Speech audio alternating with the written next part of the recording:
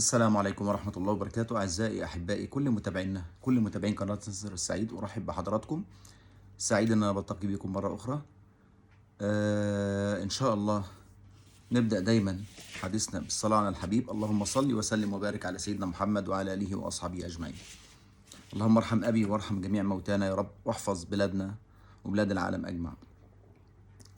هنتكلم النهاردة برضو عن أخبار النادي الأهلي، الأخبار اللي بتهم جماهير النادي الأهلي، اللي بتهمنا احنا شخصيا، وبعض الأخبار عن منتخب مصر وآثار الهزيمة بالأمس على بعض الإعلاميين وبعض النقاد وبعض الناس اللي عاملة نفسها محللين كورة ورياضة، وبيتهموا النادي الأهلي إن هو سبب هزيمة المنتخب.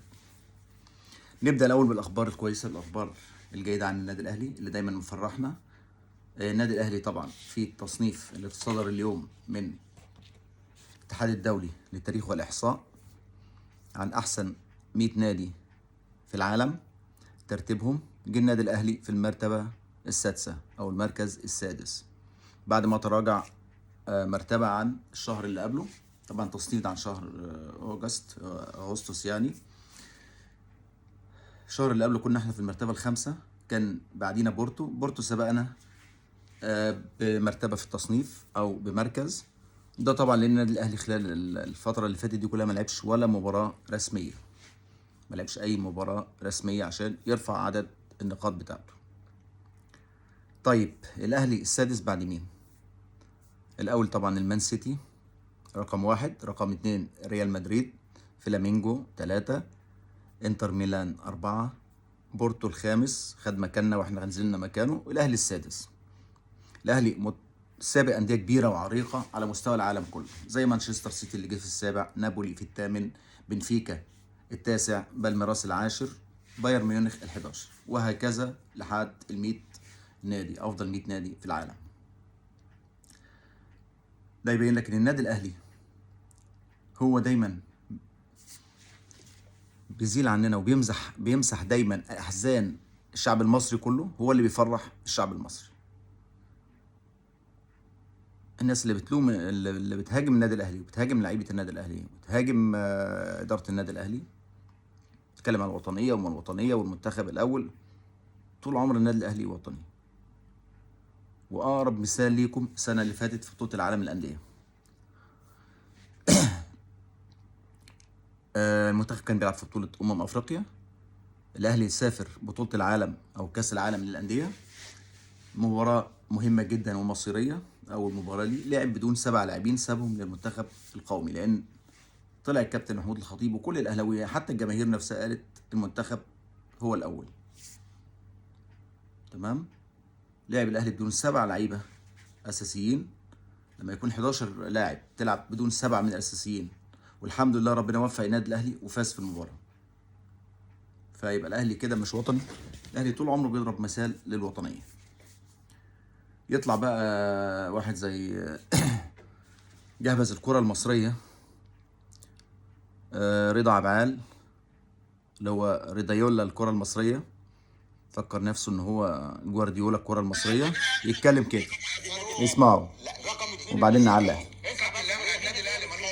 رقم 3 يقول لك رقم 1 سبب الهزيمه النادي الاهلي. لا ما هو بيمشي كلمته على اي حد. انا هقول لحاجه، لا ما تقوليش عنده بطوله وما عندوش في مدير فني. انا سؤالي اللي كنت لا مدير فني بياكل عيش. هل فوز النادي الاهلي ببطوله السوبر اهم ولا منتخب مصر اهم؟ لا ولا فوز منتخب مصر بمباراه تونس؟ لا يعني لا جوارديولا. انت كل 3 ايام بتلعب، ايه المشكله؟ بس انا برضو هعذر لعيبه الاهلي لسبب، لان المدرب اللي موجود بياكل عيش. هو ده يشيلها من الاول، المدرب ثم المسؤولين. اتحاد الكره، رئيس اتحاد الكره والمنظومه دي. النادي الاهلي بيبص لكم بس، بتعملوا قرارات تانية خالص وتجروا عشان يعني تتمنى رضا مجلس اداره النادي الاهلي وجماهيره. عندنا حاله في كره القدم دايما رضا بيتمنى الرضا. لا حبيبي اسمع، يعني قبل كده لا تتذكر كابتن حسام البدري لما ما لعبش بطوله؟ لا ده ابن النادي الاهلي، فانت ما تقوليش. وامور كتيره حصلت ان احنا بنساعد سواء اهلي او زمالك، بس الزمالك ما بتوصلش. والزمالك لما خرج مره قبل كده لعيبه برضه بسبب كاس لوسيل. كاس لوسيل يا كابتن. تكسس الايه؟ ما لعبوا اللعيبه وتاني يوم مشيوا. مشوا من المعسكر ورجعوا تاني بعد كده. لا ماشي، بس لعبوا ومشيوا عشان كاس، انما انت ما مشيتش لان كان الماتش الزمالك لعب الماتش، المنتخب لعب الماتش الاولاني وبعد كده لعيبه الزمالك مشيت عشان في معسكر تاني، واخد بالك؟ بين المعسكر ده كان ماتش لوسيه، فعشان كده راحوا لعبوا وبعد كده اي كلام في اي كلام. بس مشي اللي لعب بس هو زيزو وكان الونش، وخدوا بعد كده بعد ما لعبوا الماتش ده مشيوا، واخد بالك؟ لما انت لعيبه الاهلي كلها. بس انا برضو بغلط الراجل اللي هو ماسك ومجلس اداره الاتحاد، لان مجلس الاداره عايز ياكل عيش بتاع الاتحاد وخلى الراجل ياكل عيش وضغط عليه سيب النازل ان جماهيره مش قادرين عليه. لعيبه النادي الاهلي لو بتتوه موجوده ليه؟ لعيبه النادي الاهلي لو موجوده النهارده هتخسر. طب انت في ايه بقى؟ ايوه ماشي بس ماشي. طب في ايه؟ انت دلوقتي بتحمل ليه الاهلي بقى؟ لا ما دام وجهه نظرك ان المنتخب هيخسر باللعيبه دي يا حبيبي بتحملهم ليه؟ بس انت برضو تبقى عارف ان انت عندك قوام منتخب مصر، وزي ما قلت لك انت الماتش اللي فات لو انا من فيتوريا. اي كلام في اي كلام، ويطلع يهجص في الاعلام، ودول للاسف هم دول اللي بيطلعوا على القناه المصريه وعلى الاعلام المصري وعلى الاعلام الرياضي، ويعملوا لك محللين ويعملوا لك اعلاميين، هم لا يفقهوا شيء. النادي الاهلي السبب في هزيمه منتخب مصر. اي عاقل يصدق الكلام اللي انت بتقوله ده، اي واحد عنده مخ يصدق ان الكلام اللي بيتقال ده، ان الاربع لعيبه بتوع النادي الاهلي هم سبب الهزيمه. احنا قلنا في فيديو الصبح اللعيبه دي كانت موجوده مع المنتخب في مباراه اثيوبيا اللي انتوا كسبتها 1-0 بالعافيه يا كابتن فلوريا انت ولا فيتوريا، صح ولا لا؟ مش كانوا موجودين دول؟ اللعيبه دي كانت موجوده. عملوا ايه؟ المنتخب عمل ايه؟ كسب 1-0 بالعافيه مع فريق ضعيف زي اثيوبيا. عايز تتكلم بقى صح؟ المدرب ده مش قد المنتخب المصري، المدرب ده ما بيعرفش يختار لعيبه، المدرب ده ما عندوش رؤيه، المدرب ده ما شفناش منه امبارح، احنا ما شفناش ولا كوره ولا خطه ولا طريقه لعب بيها المنتخب المصري. حد يقول لي كوره واحده بس احنا لعبناها امبارح؟ حد يقول لي جمله اتلعبت في الملعب؟ حد يقول لي التشكيل اللي واخده ده ايه؟ ايه عمر جابر ده ولا اللي بقاله 100 سنه في المنتخب ده مستوى مدافع منتخب مصر؟ فين المدافعين؟ ما عندكش مدافعين في مصر؟ يا اخي روح عندك في غزل المحله. مش محمد عبد المنعم بس هو الوحيد المدافع اللي في مصر.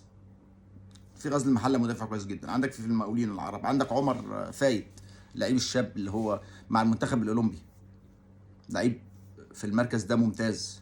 عندك دور انت شغلتك ايه؟ انت شو قاعد بس كده وخلاص عمال تقبض دولارات انت وحازم، وتروح تاكلوا ملوخيه وتاكلوا مش عارف ايه هنا وهنا وهنا، وتيجي في الاخر يبقى منظرنا بالشكل ده، مش عارف تختار لعيبه. امال انت قاعد في مصر بتعمل ايه؟ انت دورك قبل المباريات دي بتحضر اللعيبه اللي انت تاخدها معاك المنتخب وتجربها في المباريات دي، صح ولا لا؟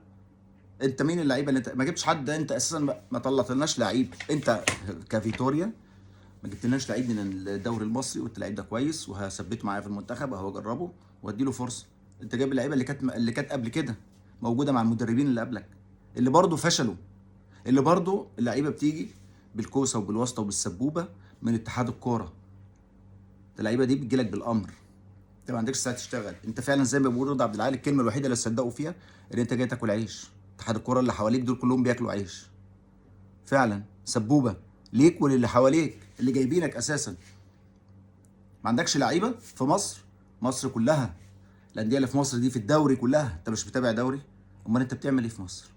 عندك لعيبه في الدوري ممكن احسن من اللعيبه اللي بتلعب دي 100 مره. اللعيبه دي ولا واحد امبارح لو هنقيم اللعيبه دي كلها بتاعت المنتخب المصري دي 90% منهم ما يلبسوش تيشيرت المنتخب المصري. 90% منهم صفر في التقييم. مين حضراتكم كجماهير احسن واحد في المباراه امبارح مين؟ مش هتلاقي حد باستثناء يمكن الوحيد اللي ممكن تديله 5 من 10 او 4 من 10 هو عمر كمال اللي جاب لك الجون، والوحيد اللي كان بيجري في الملعب وتحس ان هو عنده روح وبيبذل مجهود.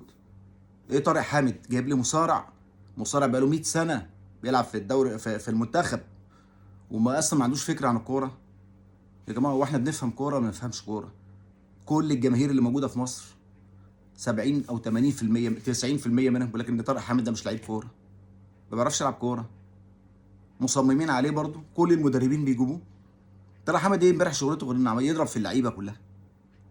اي لعيب بيخش عليه يشده، طارق مشد، اي حد يشده يوقعه يشيله ويركب فوق منه. ايه يا جماعه؟ هو ده لعيب منتخب مصر؟ لعيب دولي ماشي احترف في السعوديه ساب النادي بتاعه. لعيب تحس ان هو حتى مع الحكام في مصر الوحيد اللي لا يمكن يطرد كان في الدوري المصري. ده مستوى لعيب عندك؟ بلاش طارق حامد. قلنا عمر جابر. ابو جبل ايه اللي بيعمله امبارح ده؟ ايه يا ابو جبل؟ تمسك الهوا؟ ده مستوى حارس منتخب مصر؟ غيره غيره غيره كل اللعيبه، مفيش ولا لعيب امبارح ادى كوره. هات لي لعيب واحد لعب كوره. كريم ندفد مسمينه على ندفد. سوري، احمد بيكم. مين بيكم؟ ايه اللي جابك اصلا لبيكم؟ لا هو عارف بيلعب يمين، باك يمين، ولا بيلعب باك شمال. شويه يلعب شمال، شويه يروح ورا عمر كمال. طب انتوا بتمسكوا بعض؟ طب مين باك شمال؟ وبعدين تغييرات كلها غلط. وبعدين عندك محمد صلاح يا سيدي نجم النجوم. قلنا محمد صلاح محدش يختلف عليه، اسطوره الكره المصريه في الوقت الحالي، ونجم ليفربول، ونجم عالمي. بس جه معاك ما بيعملش حاجه، ما قدمش 5% من مستواه اللي بيقدمه في ليفربول. الاسباب كتيره، مفيش لعيبه جنبه، قلنا الكلام ده برضو الصبح. قلنا ما المستويات اللي جنبه ما تساعدوش. ماشي، لقيته وحش طلعه. مش عيب والله، مش قرآن. مش قرآن اللي لازم يكمل ال 90 دقيقه. مش عارف يديك او مش قادر يديك او مش عارف يطلع اللي جواه، يا سيدي طلعه. عندك مصطفى فتحي، الماتش اللي قبليه كان عامل ماتش رائع. مرموش كل كوره مع نفسه. فين زيزو بيلعب فين؟ لا انت حطه شمال ولا حطه يمين ولا تايه في نص الملعب. برضو مش هنلوم على زيزو لانه برضو مستواه كان سيء. كل لعيبه، مفيش حد، مش هنستثني اي لعيب، مش هنستثني اي لعيب فيهم. مفيش ولا لعيب بدل. انت مفيش خطه، تبديلات استغفر الله العظيم زي الزفت. مصطفى محمد نجم يا سيدي في نانت الفرنسي، وجاب 4 اجوان السنه دي وكل حاجه. لعب ماتشين معاك ما عملش حاجه، ما جابش جول. جايب شريف ليه من السعوديه وخدته من فريقه؟ طب سيبه مع الفريق يتدرب. جبت شريف، لا لعبته ماتش اثيوبيا ولا دقيقه في اثيوبيا ولا دقيقه امبارح. سايب مصطفى محمد يخبط طول الماتش لحد الدقيقه 90. فين فكرك انت كمدرب؟ طب ما تنزل شريف. مصطفى محمد مش شغال، نزل شريف يا اخي. زيزو مش شغال، عندك مصطفى فتحي. صلاح مش موفق، اطلع. مش عيب ولا حرام، والله ما عيب ولا حرام. شايف عمر جابر طول الماتش بيعك، طلعه. مدينه احسن الناشئ بتاع لاعب الزمالك، الناشئ اسمه ايه؟ حسام عبد المجيد. ومدينه احسن، اللي الرابطه ادته احسن مدافع بالتزوير، وبتزوير في تصويت الجماهير، وطلعوه احسن مدافع في مصر. ده مستوى احسن مدافع في مصر؟ حسام عبد المجيد يلعب اساسي في منتخب مصر؟ انا عايز افهم مين اللي بيختار الناس دي ومين اللي بيلعب الناس دي. تغييرات، منزلين محمد حمدي ميسي يعني عندنا بيكهام وميسي في الملعب، وفريق تونس مقطعنا 3 بالمنظر ده.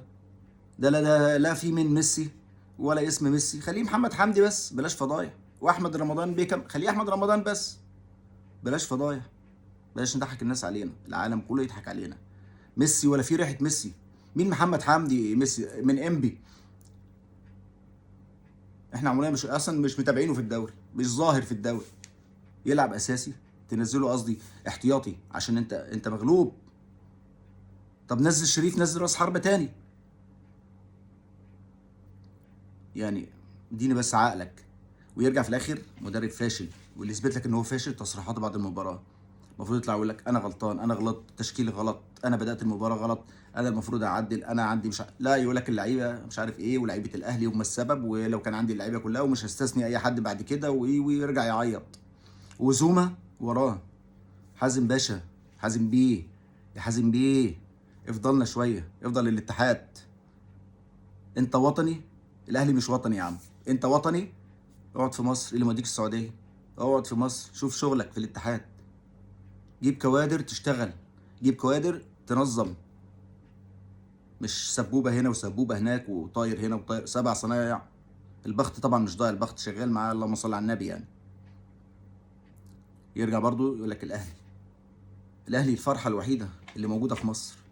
شوف الجماهير امبارح، ايه ده؟ لما يكون مباراه مصر وتونس، ده احنا كنا واحنا في السبعينات والثمانينات مباراه مصر وتونس دي كنا بنلاقي الاستاد متقفل، وفوق اعمده النور الجماهير قاعده، وبره الاستاد قاعده الجماهير عايزه تخش، مفيش رجل. امبارح مفيش جماهير. مين اللي عمل كده؟ اتحاد الكوره هو السبب.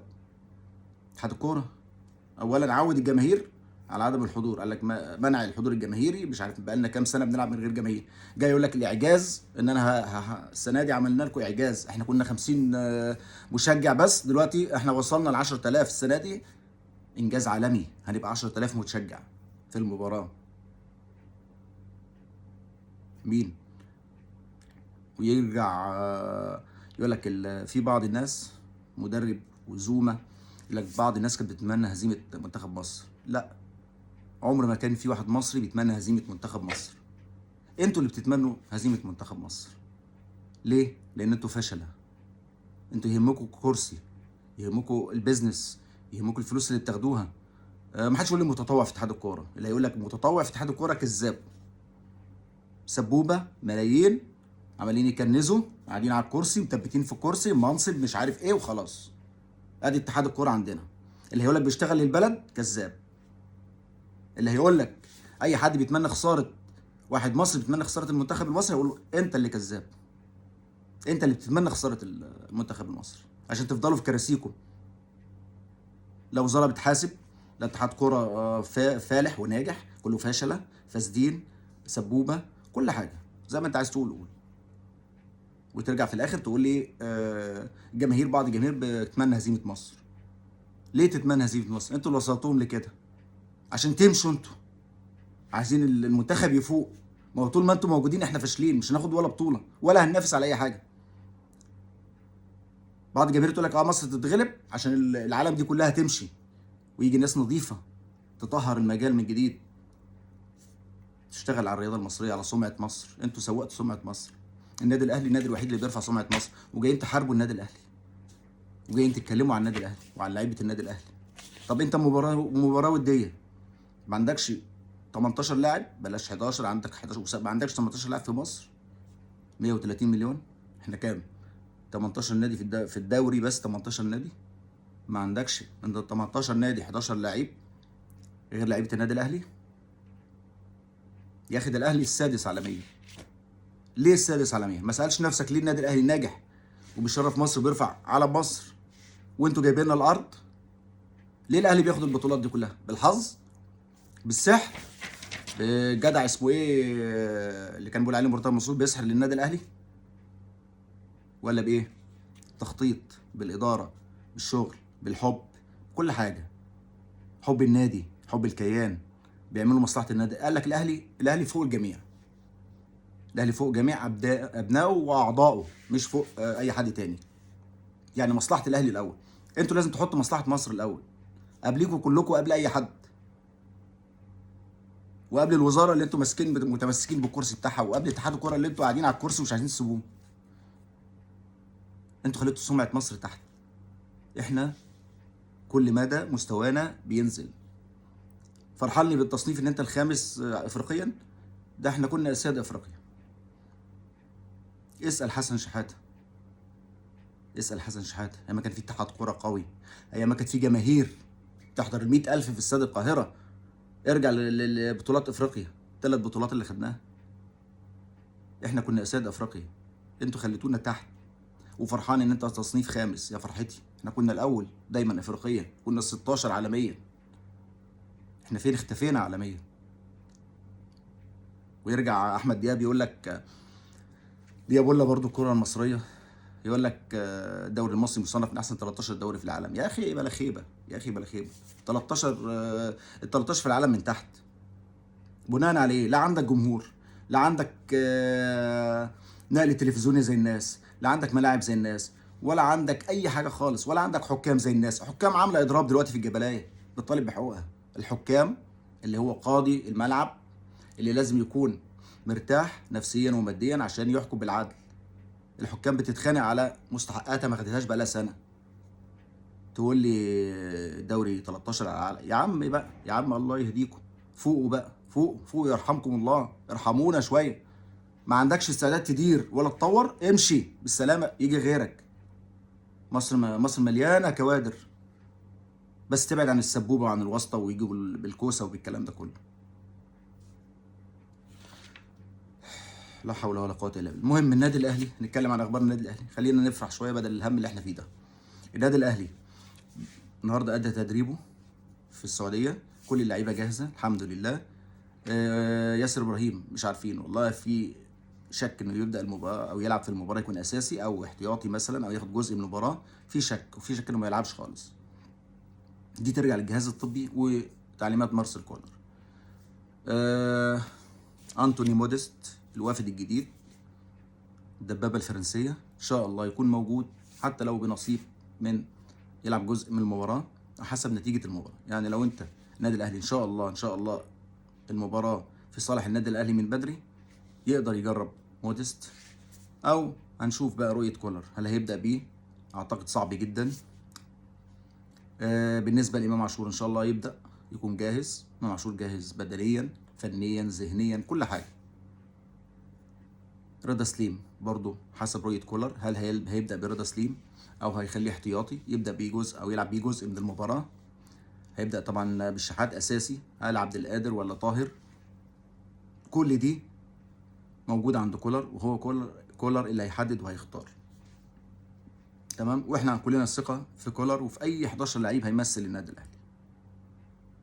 لان النادي الاهلي بمن حضر، النادي الاهلي لما بيروح بطوله بيبقى ناوي ان شاء الله يحصل على البطوله ويفوز بيها. علولو سافر السعوديه، بيرسي تاو التحق بالفريق النهارده. اللعيبه كلها جاهزه، ولكن رؤيه كولر الفنيه، اللعيب اللي جاهز بدنيا وفنيا مستعد ذهنيا للمباراه هو اللي هيلعب. وايا كان ال 11 لاعب زي ما قلنا، احنا ورا النادي الاهلي ان شاء الله نحتفل يوم الجمعه بالبطوله الغاليه علينا، بطوله السوبر الافريقي. وتبقى البطوله السادسه السنه دي، وان شاء الله بعديها السوبر الافريقي، بطوله السوبر الافريقي اللي هتبدا في شهر 10 تكون البطوله السابعه هذا العام.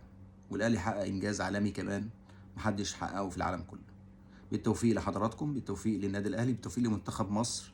ربنا يصلح حال الكره المصريه، يبعد الناس دي كلها عن الكره المصريه. ربنا يرزقنا احنا بندعي يرزقنا كده بناس تفهم اداره، تفهم تخطيط، تفهم يعني ايه اسم مصر، بس يفهموا اسم مصر كبير قد ايه. عيب اللي بيحصل ده. وفي النهايه تحياتي لحضراتكم بالصحه والسعاده، والسلام عليكم ورحمه الله وبركاته.